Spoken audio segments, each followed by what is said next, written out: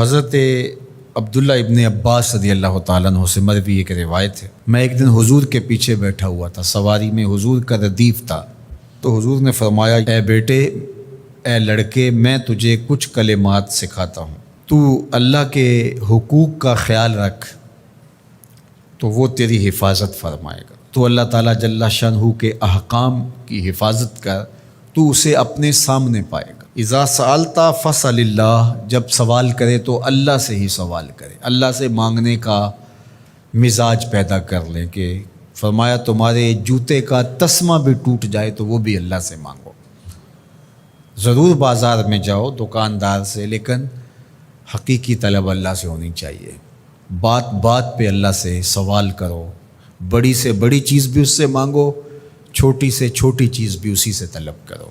ہماری ساری ضرورتوں کا کفیل ہمارا رب، ہمارا مالک ہے۔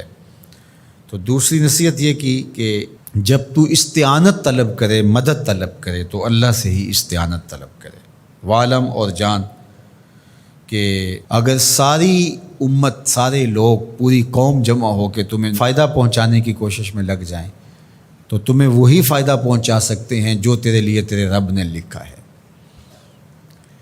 اور فرمایا وَإِنِ اجْتَمَعُوا عَلَىٰ أَن يَضُرُّوكَ بِشَيْءٍ، اور اگر تمہیں نقصان پہنچانے کے درپے ہو جائیں، لَمْ يَضُرُّوكَ إِلَّا بِشَيْءٍ قَدْ كَتَبَهُ اللَّهُ عَلَيْكَ، تو تجھے صرف وہی نقصان پہنچا سکتے ہیں جو اللہ نے تیرے لیے لکھا ہے۔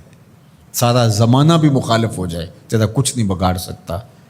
ہاں، تیرے مقدر میں اگر کوئی چیز، کوئی بگاڑ لکھا ہے تو وہ ہوگا، اس کا ذریعہ وہ بن جائیں گے۔ تو اس لیے پھر اسی سے مانگو، اسی سے طلب کرو۔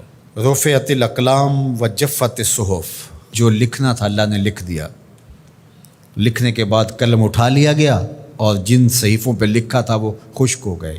اب کتابیں بند ہیں، تو اس لیے اس نے تیرے لیے جو لکھا ہے وہ ہو کے رہے گا، تو خام خواہ لوگوں سے ڈرنے کی ضرورت نہیں ہے، اور تیرا فائدہ، تیرا نقصان اسی کے دستے قدرت میں ہے، تو اسی سے طلب کر، اسی سے مانگ۔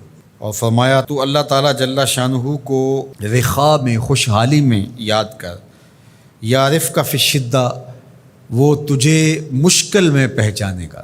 یعنی جو شخص خوشحالی کے دور میں اس کے پاس دولت ہے، صحت ہے، تو اللہ تعالیٰ کو فراموش نہیں کرتا، اللہ اس کی بدحالی کے زمانے میں اس کو فراموش نہیں کرتا۔ وعلم، اور جان، ان النصر مع الصبر، کہ جو مدد ہے وہ صبر کے ساتھ آتی ہے۔ وان الفرج مع الکرب، اور کشادگی جو ہے وہ مشکل کے ساتھ آتی ہے۔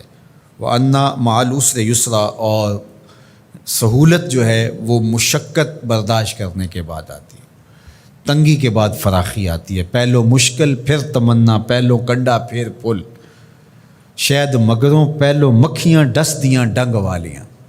تو یہ سب ہوتا ہے، مشکلات، تکلیفیں، آلام، مصائب، ان سب سے گزر کر کے آسانیاں آتی ہیں۔ خود حضور کی زندگی دیکھ لیجئے، مدنی زندگی مکی زندگی کے گزرنے کے بعد، طائف کے مراحل کو طے کرنے کے بعد آتی۔ تو ہم ڈائریکٹ اگر چاہیں مکی زندگی کو اختیار کیے بغیر اور طائف کی مشکلات اور سنگلاخ راستوں سے گزرے بغیر مدنی برکتیں حاصل کرنا، تو وہ نہیں پا سکتے۔ تو یہ اللہ تعالیٰ نے ایک نظام رکھا ہوا ہے۔